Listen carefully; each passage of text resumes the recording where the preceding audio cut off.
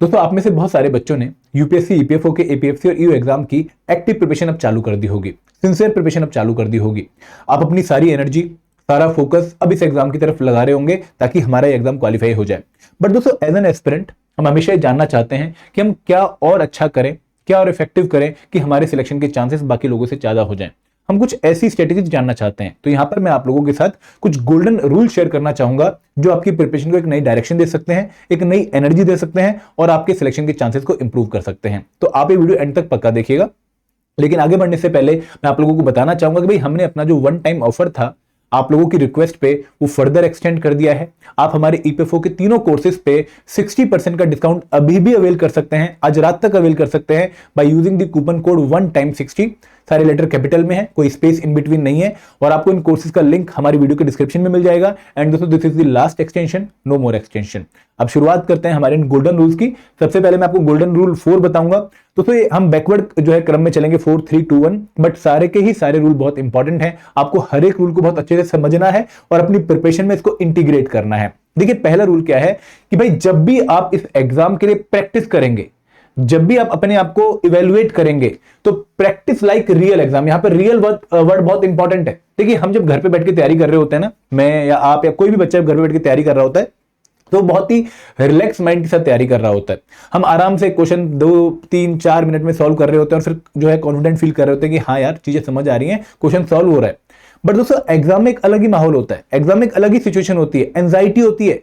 आप लोग ट्रस्ट नहीं करोगे शायद कि जब हम घर पे क्वेश्चन सॉल्व कर रहे होते हैं हम रैंडमली आंसर मार्क कर रहे होते हैं, हमें कोई टेंशन ही नहीं होती है। लेकिन जब उसी क्वेश्चन का आंसर जब हम एग्जाम में लगाएंगे ना तो हमारे हाथ कांप रहे होते हैं, क्योंकि हर एक क्वेश्चन पे हमारी सिलेक्शन कहीं ना कहीं टिकी होती है।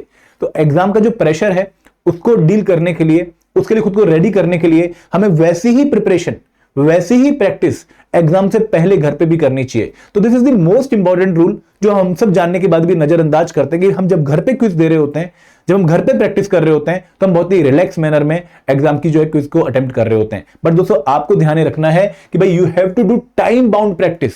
अगर मान लो आपने भी क्वांट का कोई कंसेप्ट पढ़ा, आप उसके क्विज को सॉल्व करने गए तो भाई 15 मिनट 15 क्वेश्चन। सिमिलरली अगर आप पॉलिटी क्वेश्चन सॉल्व कर रहे हो, 20 क्वेश्चन सॉल्व कर रहे हो, 20 क्वेश्चन मतलब 20 मिनट। क्यों दोस्तों? क्योंकि भाई आपका जो एक्चुअल एग्जाम है वो 120 मिनट 120 क्वेश्चन का है। आपको 1 मिनट में क्वेश्चन करने की प्रैक्टिस डालनी पड़ेगी और उसके लिए खुद को रेडी करना पड़ेगा। आपको अपनी मसल मेमोरी कुछ इस तरीके से डेवलप करनी पड़ेगी कि भाई 1 मिनट एक क्वेश्चन में आपका लग जाए, उसके बाद आप नेक्स्ट क्वेश्चन में मूव करो। हाँ कुछ क्वेश्चन छोटे होते हैं, कुछ क्वेश्चन बड़े होते हैं, तो अगेन टाइम की डिस्ट्रीब्यूशन कि भाई किस क्वेश्चन पे कितना टाइम दें और किस पे कितना कम टाइम दें, किस पे कितना टाइम ज्यादा टाइम दें, ये सारी कैलकुलेशन आपको घर पे बैठ के करनी चाहिए ताकि एग्जाम में जाकर आपको कुछ भी नया ट्राई करने का मन ना करे, आप पहले ही चीजों के लिए रेडी होके आओ। तो हमेशा घर में जब आप प्रैक्टिस कर रहे हो किसी भी क्विज की, किसी भी पेपर को सॉल्व आप कर रहे हो तो टाइम बाउंड प्रैक्टिस आपने करनी है। दूसरी बात, सिमुलेट एग्जाम लाइक प्रेशर कि भाई एक टेबल पे बैठ के पेपर पे लेके ओएमआर शीट लेके आप पूरा एग्जैक्टली टाइम जो अपनी जो सिचुएशन है, जो अपनी जो कंडीशन है वो एग्जाम की तरह बना लो। ऐसा ना हो कि बेड पे लेटे हैं आराम से क्वेश्चन सॉल्व कर रहे हैं, नहीं। तो एक सिंसियर मैनर में जब आप प्रैक्टिस करोगे तो वो आपको एग्जाम में हेल्प करेगी। आप प्रेशर के साथ पेपर दो। ऐसा नहीं कि भाई आप जो है रात को 1 बजे पेपर दे रहे हो, रात को जो है 3 बजे पेपर दे रहे हो, नहीं, सुबह 9:30 से 11:30 पे पेपर देने की प्रैक्टिस डालो। क्योंकि अगर आप ये प्रैक्टिस करके जाओगे तो एग्जाम में उसका रिजल्ट आपको डेफिनेटली मिलेगा। तो यहां पे ये बात ध्यान रखिएगा। एक और बात कि भाई जब भी आप कोई टेस्ट देते हो, आपने कोई एरर किया, उस एरर को पक्का कहीं नोट कर लीजिए। क्योंकि भाई आप जब बाद में अपनी लर्निंग्स चेक करेंगे ना, या फिर अपने आप को एक बार जल्दी से जो है रीग्रुप कर रहे होंगे तो वो लर्निंग्स आपको हेल्प करेंगे कि भाई इन पॉइंट्स का ध्यान रखना, ये मिस्टेक तो एक बार कमिट कर चुका है, ये दोबारा कमिट नहीं करनी है। तो यहां पे you must have the mistake notebook. सही चीजों को नोट नहीं करना है लेकिन गलत चीजों को पक्का नोट करना है, क्योंकि वो आपने रिपीट नहीं करनी है। दोस्तों आपने ये भी चेक करना है कि वो गलती क्यों हुई आपसे। क्या वो गलती आपकी लैक ऑफ अंडरस्टैंडिंग की वजह से हुई? आपने कंसेप्ट सही नहीं पढ़ा हुआ था, आपने क्वेश्चन में उसको अप्लाई किया, आंसर सही नहीं आया, तो आपकी गलती वो हो गई। तो भाई क्या गलती थी, आपने किस तरीके से कंसेप्ट को जो है मिस इंटरप्रेट किया, वो आपने नोट करना है। कहां पर गलती हुई हमसे, हमारी अंडरस्टैंडिंग में कहां मिस्टेक थी, ताकि वो मिस्टेक हम रिपीट ना करें। देखो एग्जाम में ना क्वेश्चन भले ही रिपीट हो या ना हो, लेकिन कंसेप्ट रिपीट होते हैं। तो concept understanding is much more important than solving a particular question. अगर वो अंडरस्टैंडिंग आती है तो आप क्वेश्चन को सॉल्व भी कर लोगे और उसके तरह 2-3 और क्वेश्चन को भी सॉल्व कर लोगे। तो यहां पे अपनी अंडरस्टैंडिंग का चेक पक्का करना है। फिर कि कहीं मैंने सिली मिस्टेक तो नहीं करी है, कहीं मैंने इनकरेक्ट नॉट करेक्ट ना पढ़ा हो, मैंने कैलकुलेशन में कोई सिंपल सी मिस्टेक ना कर दी हो, ये चीजें अवॉइड करनी है। अब जब आप 3-4 बार सिली मिस्टेक करोगे तो आपको पता लग जाएगा भाई अगली बार ये मिस्टेक नहीं करनी है। दोस्तों एक और बात कि भाई क्या मेरी लैक ऑफ कवरेज है जिसकी वजह से मैं क्वेश्चन सॉल्व नहीं कर पाया। अगर आपने कोई क्विज सॉल्व किया आपको लगा कि भाई ये क्वेश्चन तो मैंने पढ़ा ही नहीं है, ये टॉपिक तो मैंने कवर ही नहीं कर रखा है, तो क्वेश्चन कैसे सॉल्व करूं, तो वो टॉपिक आपको फिर कवर करना पड़ेगा, क्योंकि वो क्विज का अगर पार्ट है तो वो आपके लिए इंपॉर्टेंट है एग्जाम के लिए। तो ये तीनों एरियाज हमारी नोटबुक में ऐड होते रहेंगे ताकि हमें पता रहे कि भाई कहां पर कमी थी, और टिक मार्क हमने कर लिया कि भाई इस कमी को हमने दूर भी कर लिया। दोस्तों, must solve previous year papers of APFC in EO examination. आपकी जो प्रिपरेशन है एपीएफसी और ईओ एग्जामिनेशन की, वो स्टार्ट भी पीवाईक्यू से होती है एपीएफसी और ईओ के, और एंड भी पीवाईक्यू पे ही होगी एपीएफसी और ईओ के। स्टार्टिंग में आप इन पेपर को यूटिलाइज करते हैं एग्जाम की एनालिसिस के लिए, और बाद में आप इन पेपर्स को एनालाइज करते हैं एग्जाम लाइक प्रैक्टिस करने के लिए। एंड दोस्तों, एक और बात, जब आप एग्जाम लाइक रियल प्रैक्टिस करेंगे तो आप लोगों ने अपना गेस वर्क भी चेक करना है कि भाई अगर मैं तुक्के मारता हूं तो कितना इफेक्टिव हूं मैं तुक्के मारने में, मेरी कॉमन सेंस कितनी हेल्प करती है मेरे एग्जाम में क्वेश्चन सॉल्व करने के लिए। क्योंकि ना एग्जाम में आपको कम से कम 15-20 क्वेश्चन ऐसे मिलेंगे जहां पर आपको तुक्के मारने पड़ेंगे एक लिमिट तक पहुंचने के लिए, एक नंबर ऑफ अटेम्प्ट तक पहुंचने के लिए। तो यहां पर वो गेस वर्क आपको अभी चेक करना है। अगर आपका गेस वर्क पुअर है, फॉर एग्जांपल जैसे मेरा गेस वर्क पुअर था, तो मुझे और मेहनत करनी है ताकि वो जो 10-15 क्वेश्चन का मार्जिन है वो मैं रिड्यूस कर सकूं। लेकिन अगर मेरा गेस वर्क अच्छा है तो मैं इसको और तराशूंगा, मैं और चेक करूंगा कि भाई कितने डिफिकल्ट क्वेश्चन तक मैं अपना गेस वर्क अप्लाई कर पा रहा हूं। तो ये सारी प्रैक्टिस ना अभी करनी है दोस्तों, इस टाइम जब आप प्रिपरेशन कर रहे हो। ये नवंबर मंथ, अक्टूबर मंथ में नहीं होगी, ये ड्यूरिंग दी प्रिपरेशन ही होगी। तो यहां पर ये इफेक्टिव पॉइंट आप लोगों ने बहुत अच्छे तरीके से अपनी प्रिपरेशन में इंटीग्रेट कर लेना कि जब भी आप कोई क्विज दोगे, टाइम बाउंड मैनर में दोगे, एग्जाम लाइक मैनर में दोगे, और उन क्विज में जो गलतियां होंगी उनको नोट करोगे, पीवाई क्विज पक्का सॉल्व करोगे, और अपने गेस वर्क का एक बार लेवल चेक कर लोगे भाई मैं गेस वर्क में कितना अच्छा हूं। आगे बढ़ते हैं। तो एक और इंपॉर्टेंट रूल क्या है कि भाई जब भी आप इन एग्जाम्स की प्रिपरेशन करोगे, आप कंपोनेंट्स प्रिपेयर करोगे, जनरल साइंस आप प्रिपेयर करोगे, इंडियन इकोनॉमी आप प्रिपेयर करोगे, मॉडर्न हिस्ट्री आप प्रिपेयर करोगे, इंडियन कल्चर आप प्रिपेयर करोगे, quant, reasoning, English, IR and labour law, इन सभी कंपोनेंट के लिए आपके पास कुछ ऐसे पेपर हैं जो कि यूपीएससी ने ही कंडक्ट करवाए हैं। आपको उनके पीवाईक्यूज पक्का सॉल्व करने चाहिए। दोस्तों, जब आप जनरल साइंस पढ़ते हो तो जनरल साइंस पढ़ने के बाद आप लोगों को सीएपीएफ एग्जाम के एटलीस्ट लास्ट 10 ईयर के जनरल साइंस के क्वेश्चंस पक्का सॉल्व करने चाहिए। आपको सीडीएस एग्जाम के एटलीस्ट लास्ट 10 ईयर के जनरल साइंस के क्वेश्चन पक्का सॉल्व करने चाहिए। असिस्टेंट लेबर कमीशन में जनरल साइंस नहीं आता, लेकिन ईएसआईसी में जनरल साइंस आता है, आपको इसके पीवाईक्यूज पक्का सॉल्व करने चाहिए। तो ये पीवाईक्यूज हमें आइडिया देते हैं कि यूपीएससी इस कंपोनेंट से किस तरह का क्वेश्चन फ्रेम कर सकता है। और क्योंकि एग्जाम कंडक्टिंग बॉडी एपीएफसी और ईओ में भी यूपीएससी है, तो आपको बहुत इन हैंड एक्सपीरियंस मिल जाता है, अच्छा एक्सपीरियंस मिल जाता है। तो यहां पर आप लोग इन पेपर्स को, मैं आपको दोबारा एक बार पूरी लिस्ट बताता हूं, UPSC CSC prelims, civil service exam prelims, general studies का पेपर और सीसेट का पेपर, दोनों ही पेपर आपने पास्ट 10 ईयर के मिनिमम सॉल्व करके जाने हैं। क्योंकि आपको जो क्वेश्चन पूछने का स्टाइल एपीएफसी में देखने को मिलेगा, या फिर क्वेश्चन पूछने का जो डिफिकल्टी लेवल देखने को मिलेगा, या क्वेश्चन पूछने का जो नेचर देखने को मिलेगा, फैक्चुअल और कंसेप्चुअल किसी भी कंपोनेंट से, उनके लिए एक बहुत अच्छा आइडिया आपको इन पेपर से लग जाएगा। आपके history, polity, economy, then quant में रीजनिंग, जनरल इंग्लिश में जो रीडिंग कंप्रीहेंशन, उन सब की प्रैक्टिस आपको इन प्रीलिम्स पेपर से देखने को मिलेगी। Similarly UPSC CAPF exam of at least last 10 year, CDS exam of at least last 10 year, assistant labour commissioner जो कि 2017 में एग्जाम हुआ है और 2023 में पेपर हुआ है, 2023 में इसका पेपर एलईओ के साथ हुआ था, आप उनको पेपर को सॉल्व करिए। आईआर एंड लेबर लॉ के 66 क्वेश्चन इस पर्टिकुलर पेपर में आए हैं, और constitutional provision related to labour जो कि अगेन आईआर में क्वेश्चन का पार्ट बनता है, वहां से 18 क्वेश्चन आए हैं। तो बहुत अच्छी प्रैक्टिस देखने को मिलेगी दोस्तों आपको इन टेस्ट को पक्का देना चाहिए, क्योंकि आयरन लेबर लॉ के लिए वैसे भी हमारे पास क्विज है नहीं बहुत सारे, हमारे पास सोर्सेज नहीं है बहुत सारे। तो यहां पर यूपीएससी अगर कोई एग्जाम कंडक्ट कर रहा है आयरन लेबर लॉ कंपोनेंट का, ईएसआईसी डीडी में भी आयरन लेबर लॉ आता है, तो हमें क्वेश्चन पक्का सॉल्व करके जाने चाहिए, ताकि हमें आइडिया रहे कि यूपीएससी इस पर्टिकुलर कंपोनेंट में किस लेवल तक के क्वेश्चन हमसे पूछ सकता है। ठीक है, ये हमारी प्रिपरेशन का गोल्डन रूल है। और दोस्तों, ऐसा नहीं कि भाई हम एंड तक वेट करेंगे कि भाई अब हमारी पूरी प्रिपरेशन कंप्लीट हो गई है, अब इन पीवाईक्यूज को देते हैं, नहीं। आप जब प्रिपरेशन कर रहे हैं, जैसे आपने साइंस प्रिपेयर किया, आप साइंस की पीवाईक्यू सॉल्व कर लेंगे, आपने इकोनॉमी प्रिपेयर किया, आप इकोनॉमी की पीवाईक्यू सॉल्व कर लेंगे। तो जो चीज जब हो रही है उसको करते जाओ, बाद में कोई टाइम नहीं मिलने वाला आपको स्पेशल, उस टाइम कोई अलग ही प्रेशर होगा। ठीक है, तो सेकंड गोल्डन रूल क्या है कि भाई आपने अपनी रिवीजन को प्रोक्रेस्टिनेट नहीं करना है। आपको जब आप पढ़ रहे हो उसी टाइम पर रिवीजन प्लान करनी है। कैसे रिवीजन प्लान करें मैं बताता हूं आपको। पहली बात कि भाई जैसे आज मैंने कोई चीज पढ़ी, मैंने 8 घंटे प्रिपरेशन करी, तो मैं 1 घंटा पक्का निकालूंगा, भले ही वो मेरी नींद से कंप्रोमाइज हो, भले ही वो मेरे मजे से कंप्रोमाइज हो, भले ही वो मेरे रील देखने के टाइम से कंप्रोमाइज हो, लेकिन मैं 1 घंटा पक्का निकालूंगा वो फैक्चुअल पॉइंट कवर करने में जो आज 8 घंटे में मैंने पक्का पढ़े हैं, उनको मैं एक बार पक्का उसी दिन रिवाइज करूंगा शाम को।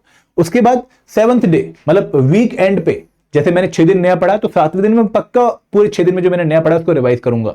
और दोस्तों 15वें दिन मैं भले ही मतलब मुझे सब चीजें रोकनी पड़े, लेकिन 15वें दिन जो मैंने 14 दिनों में कवर किया होगा मैं उसको पक्का रिवाइज करूंगा। क्विक रिवीजन और जल्दी रिवीजन हमें हेल्प करती है चीजों को लॉन्ग टर्म तक रिटेंशन करने में। तो आप लोगों ने रिवीजन को बहुत क्विकली प्लान करना है। देखो अगर 80% सिलेबस भी कंट्रोल में होगा ना तो भी एग्जाम में सिलेक्शन के चांसेस हैं, बट 100% सिलेबस अगर कंट्रोल में नहीं है तो एग्जाम में सिलेक्शन के चांसेस नहीं है। तो यहां पे रिवीजन एक बहुत इंपॉर्टेंट पॉइंट है जो हम लोग मिस करते हैं। हमारा पर्पस क्या होता है कि भाई सिलेबस कंप्लीट हो जाए, एग्जाम में सिलेक्शन हो जाएगी। दोस्तों knowledge is not equal to selection, knowledge की application is equal to selection. और वो एप्लीकेशन कब आती है? जब हमने चीजें अच्छे से पढ़ रखी हो, रिवाइज कर रखी हो और उनके ऊपर एमसीक्यूज प्रैक्टिस कर रखे हो। और दोस्तों यहां पर यही मेरा फोर्थ पॉइंट है कि use active recall than passive reading. कि भाई बार बार नोट्स ही पढ़े जा रहा हूं सर, 10 बार नोट्स पढ़ लिए। नहीं भाई, नोट्स 10 बार पढ़ने से काम नहीं चलेगा, तो 3 बार पढ़ेगा तो भी इनफ है। बट 3 बार पढ़ने के बाद अगर तू उनके ऊपर 100 क्वेश्चन प्रैक्टिस कर लेता तो वो ज्यादा एक अच्छा तरीका है रिवीजन करने का, रिकॉल करने का चीजों को। क्योंकि आपको पता लगेगा क्वेश्चन सॉल्व करते रहें कि यार ये कंसेप्ट अच्छा मैंने ऐसे पढ़ा था, इसको ऐसे अप्लाई करना है, अच्छा ये फैक्ट क्या था यार, क्या था, फिर वो आप याद करोगे। तो एक्टिव रिकॉलिंग हो रही है वहां पर। पैसिव रीडिंग क्या, सामने दिखाया बस देख लिया दोबारा से, तो वो रीडिंग नहीं। आप कभी नोट भी करना कि आप कोई आपके सामने एक 4-5 लाइनें किसी जो है कवि की ने लिखी हुई है, कविता की लिखी हुई हैं, आप डेली उनको देखते जा रहे हो तो भी आपको 1 साल बाद भी वो लाइनें याद नहीं रहती हैं। आप देख डेली रहे हो, आप पढ़ डेली रहे हो, लेकिन फिर भी आपको याद नहीं होती हैं। लेकिन एक बार अगर आपसे किसी ने पूछा कि वो 4 लाइनें क्या थी, बता भाई मुझे, सुना मुझे एक बार, तो आप जब वो दोबारा देखोगे फिर आपको कभी नहीं भूलने वाले हैं। तो ये एक्टिव रिकॉलिंग बहुत जरूरी है, माइंड पे जोर डालना बहुत जरूरी है।